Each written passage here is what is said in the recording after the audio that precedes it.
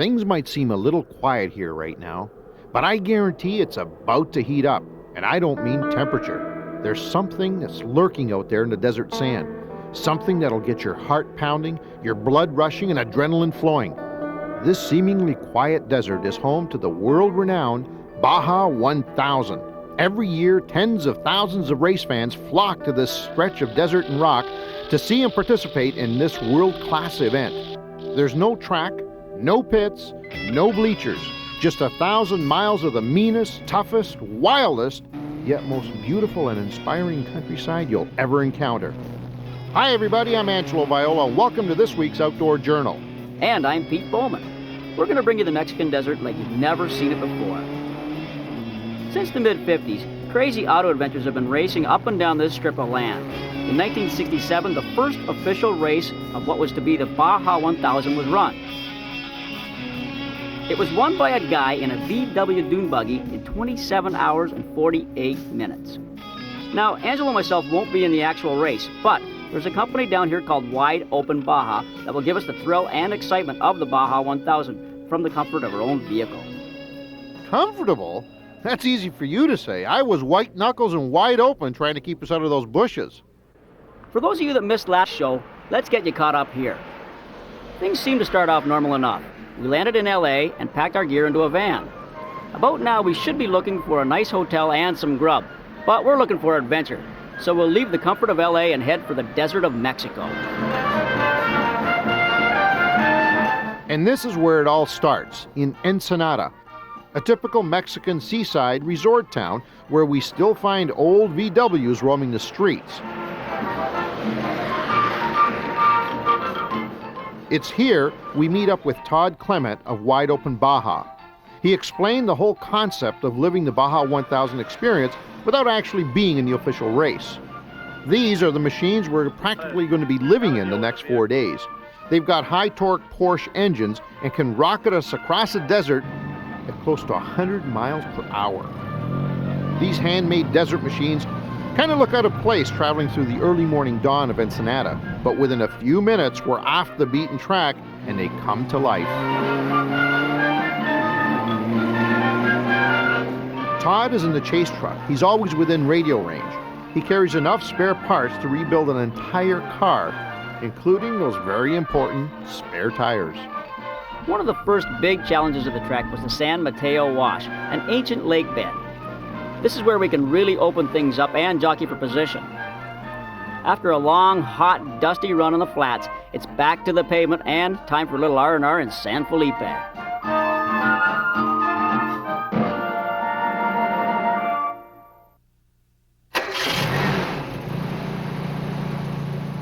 And now to part 2 of our Wide Open Baja adventure. No lounging by the pool on this vacation. After a short night's sleep, it's time to go over yesterday's successes and failures. Machines are prepared and supplies are taken on, cold drinks being the big part of the supplies. A little adjustment to the neck brace, and before we head out, some words of wisdom from Todd. How's this? Morning, buddy. How You are ready? You ready to go hit it? I was born ready. All right. Well, you guys did well yesterday. Let's see if we can get through the Matomi Wash. Matomi Yes, Wash. Matomi Wash. Don't tell me it was worse than that one we came through yesterday. It's much worse. It's treacherous. I was having a hard time. Like, we were down to second gear, and I was wondering whether first was going to have to come up that real sandy wash. Yeah, we'll get through that and across the lake bed and up to Mike's we go. And so you'll see 3 different varied types of terrain today. I look forward to it. Yeah, let's go get them, buddy. All right. We're ready. This may look nice and orderly, but just wait until we hit that wide open space. We're traveling down the Puerto Cetus Road and heading down to the Matomi Wash. It's not just speed that'll see me cross the finish line first. It'll be the skill of my team. That would be me. I'm not just sitting back enjoying the view. Not only am I watching all the gauges and keeping radio contact with the lead truck, I'm keeping my eyes peeled for any rough terrain or anything ahead that Angelo might miss, like the ground. Nice air, buddy. Now you know why we wear those neck braces. When people first see these vehicles, they assume they're all 4-wheel drive. After all, they seem to go through anything, but they're really 2-wheel drive. and I'd put one of these babies up against any other machine for this kind of road torture. They have a frame and a suspension that keeps them high with lots of clearance. There have been times I'd look ahead and say, and we're not gonna make this one. Next thing I know, I'm looking back in a cloud of dust and flying rocks and saying, I knew you could make it, dude.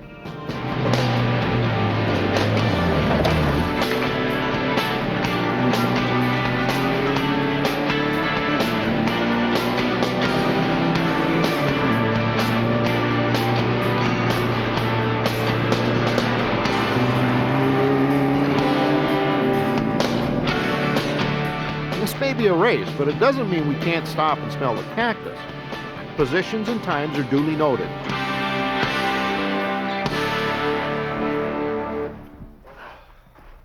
Kicks the hell out of you, though.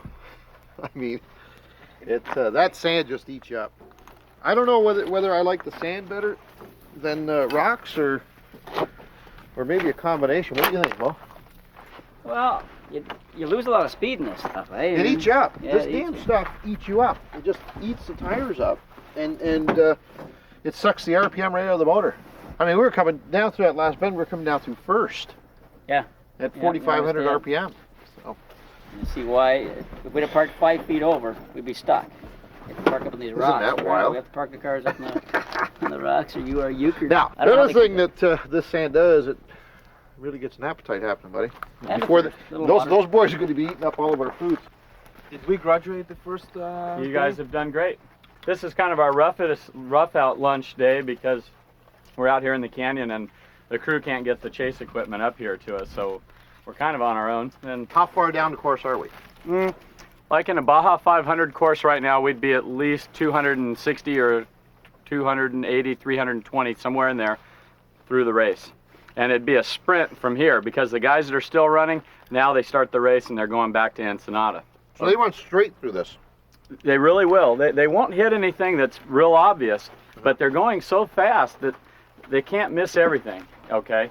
And so they will hit a number of rocks, and that will be the telling tale. The guy that doesn't get a flat in here, he's going to be at the finish line first, because the guy that gets a flat stands a good chance of getting stuck as well.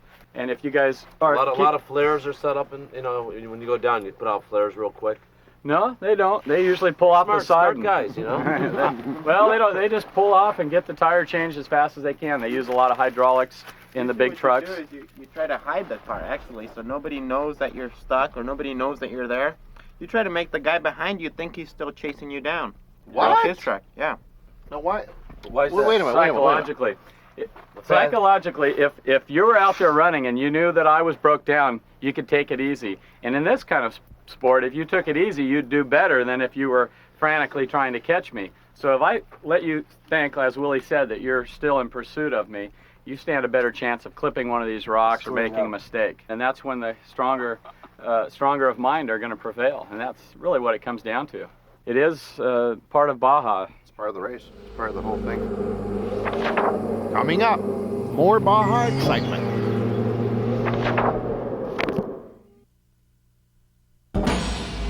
And now, back to the Outdoor Journal. We're out in the middle of the Baja Peninsula, where we've already traversed some of the roughest terrain I've ever seen in my life. I can't imagine them throwing anything worse at us. It's hard to think that the first winner of the Baja 1000 did it in a simple Volkswagen dune buggy. I'm constantly amazed at the abuse that we hurl at these vehicles, and they just keep on ticking. What do you think of this terrain, guys? Oh, this is a blast. Keep her rolling, buddy. This wild road, huh? Road? I don't think I would call this so much a road, but simply a place where a cactus isn't growing. This is where that heavy-duty suspension really sings. It just smooths out all those bumps. Not that you don't feel it here, but it does stop your teeth from rattling out of your heads. Woo! That's driving now. Yeah, baby! Woo! That's it. We're in the lead. Well, I think we're in the lead. Once the cars start to get spaced out in the scrub and gulches, it's kind of hard to tell. Nothing out here but a few of our fine feathered friends. Wow, talk about remote, eh, buddy? Yeah! Be nice to know where you're going, wouldn't it?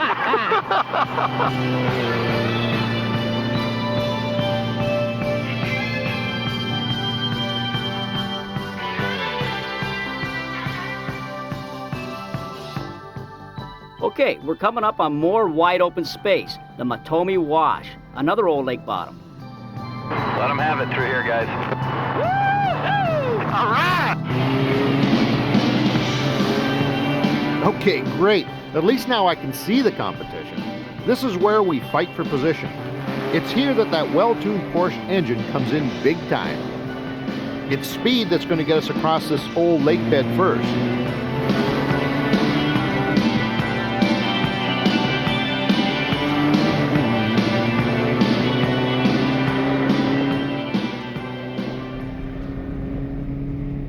Unlike a racetrack where you have pit crews, there's nothing out here but the chase truck. So when it comes to things like gasoline, you just kind of pull up to a pump like everyone else. This gives the locals a great chance to oogle over your machine. I wonder if they give air miles here.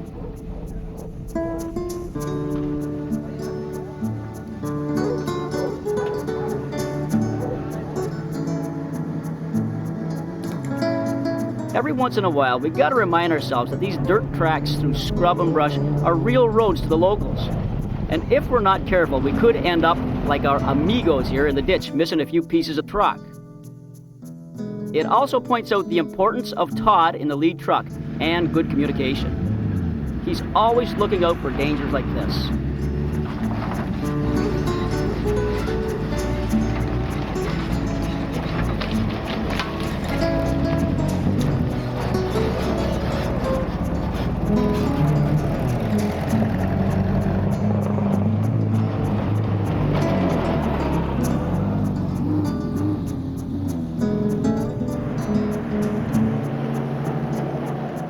So far today, we've whipped through the Matomi Wash, roared across the Diablo dry lake bed, and bounced through San Mateo's mountains.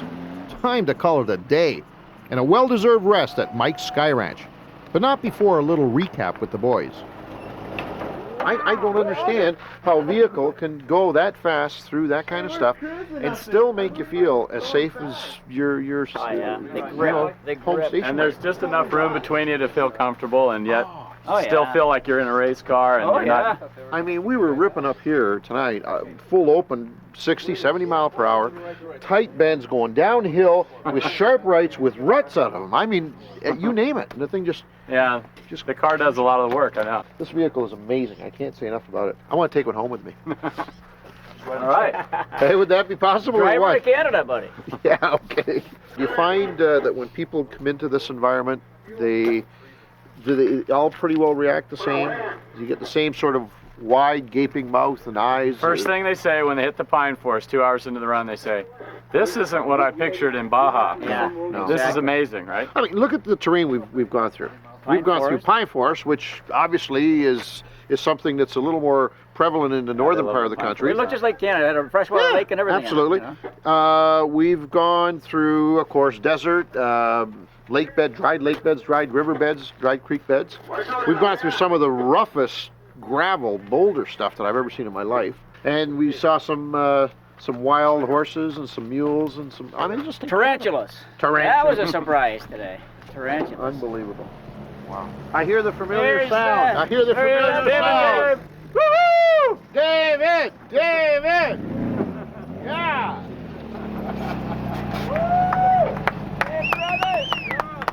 Good work, boys. Good work. Was that a wild road or what? Unbelievable. Who built this place? Coming up, the final dash to the finish of our wide open Baja.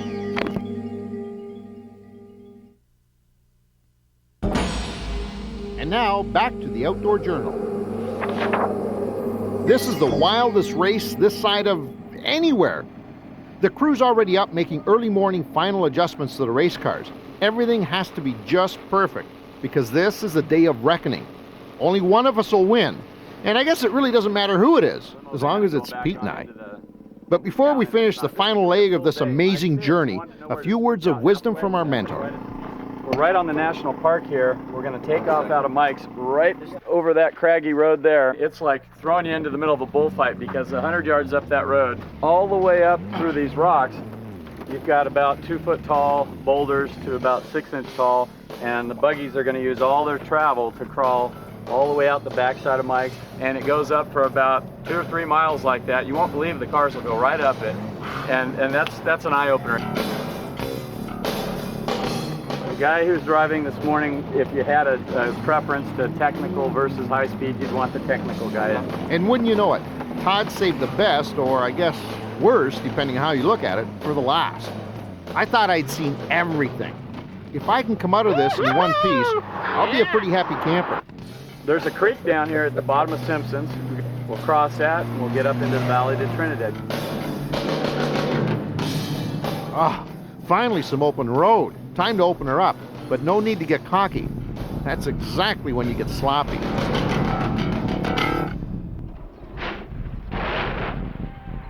Well, that's one vehicle down. It kind of thins out the competition.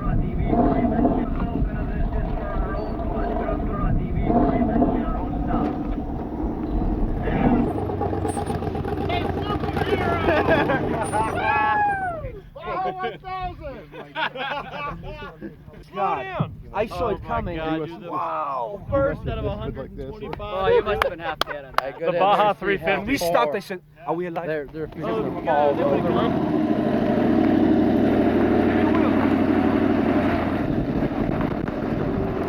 Get me up, baby! Get me up! Help! Help! How do we do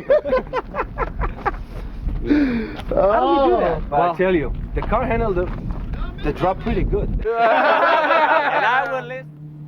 But we can't rest yet. We still have several more miles of this rock and roll race to go. Woo-hoo! Not bad, buddy, not bad. You got 3 cars coming at you guys. Very, very nice. That's driving now.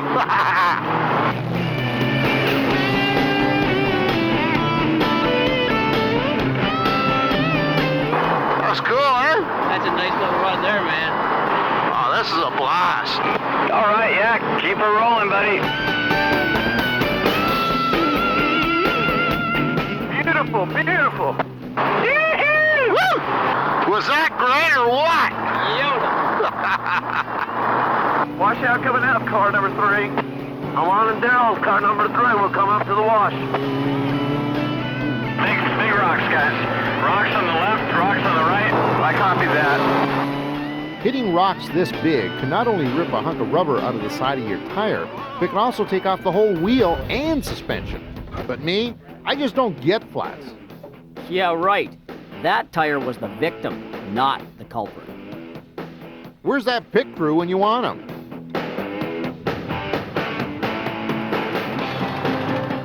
Back on the road again, we're heading into the home stretch. Well, at least some of us are heading for the home stretch.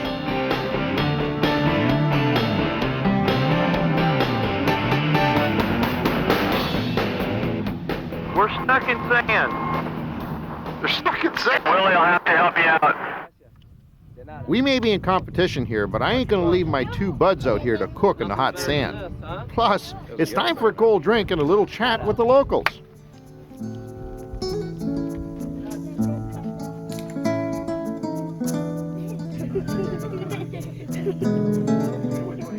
Do I see a future Baja 1000 driver here?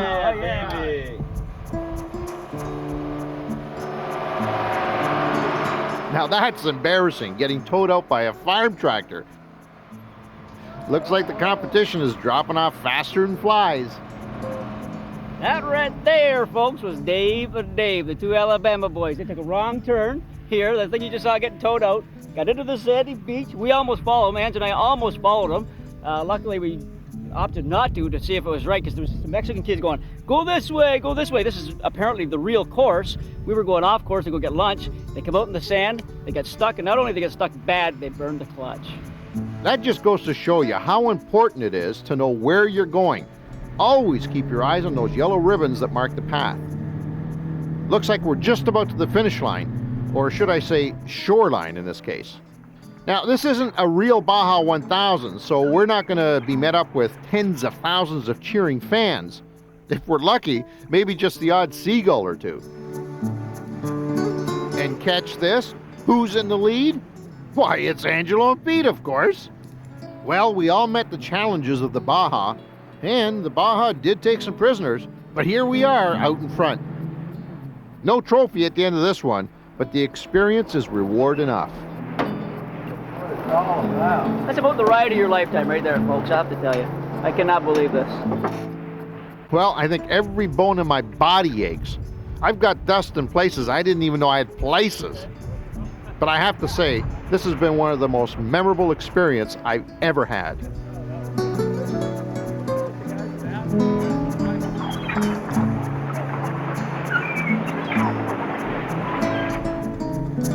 Time to head back to our starting point, which seems so far away now.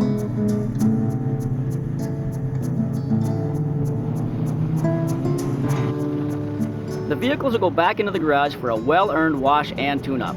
They gotta be ready for the next bunch of crazy gringos.